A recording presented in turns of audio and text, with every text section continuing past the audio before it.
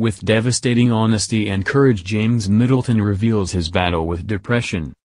Kate Middleton's younger brother, James Middleton, has revealed his private battle with depression he calls a cancer of the mind, as he explains why he withdrew from his family and friends. James Middleton, 31, has spoken out about his struggle with clinical depression with devastating honesty and courage. In an article for the Daily Mail, Mr. Middleton described how he felt a complete failure and found it difficult to do even simple tasks such as opening emails or communicate with those he loved best. He says he felt compelled to speak about his mental health open because it is precisely what his sister Kate, 37, and brother-in-law Prince William, 36, are advocating through their mental health charity Heads Together. Mr. Middleton has detailed his struggle with clinical depression that began in 2016.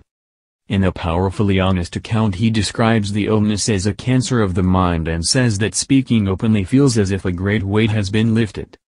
James described his struggle: "It's not a feeling but an absence of feelings. You exist without purpose or direction.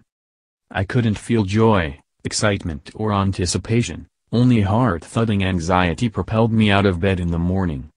I didn't actually contemplate suicide, but I didn't want to live in the state of mind I was in either.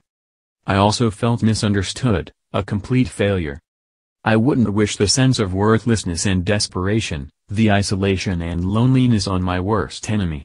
I felt as if I was going crazy." He said that his privileged life did not make him immune to depression and does not believe that having a public profile has made it harder for him.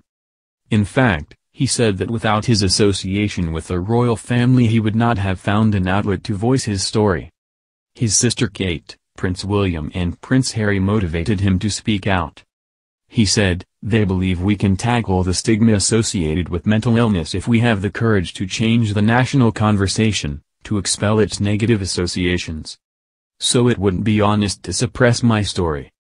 Mr. Middleton says he is not cured of depression, but that he now understands it and, with professional help, has developed strategies for coping. He consulted with his doctor after months of sleeplessness, anxiety and inertia. When he rang her, he said he felt as if I was trying to hold in a waterfall of emotion. Mr. Middleton then took his doctor's advice and began seeing psychiatrist Dr. Stephen Pereira every week. He still has cognitive behavioral therapy to help alter his patterns of thoughts and behavior.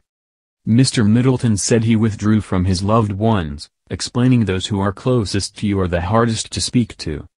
He said he stopped answering phone calls and texts from his family and friends but did eventually give his GP permission to talk to his family.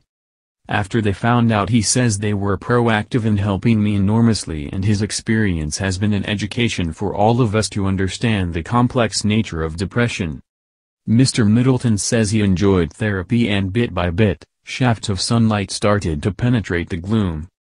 Mr. Middleton was also diagnosed with attention deficit disorder, ADD, last year, and he described the diagnosis as a revelation. He said, "It explains so much. It is the reason I have trouble focusing, why my mind wanders off into extravagant daydreams, why simple tasks such as making my bed assume the same enormity as filing my tax return. It explains other things, too, why I'm restless, energetic and impulsive, why I start tasks but can't complete them, why sometimes I seem impatient and don't listen because my mind is galloping off on some flight of fancy." He said since struggling with clinical depression he has started to embrace his AD.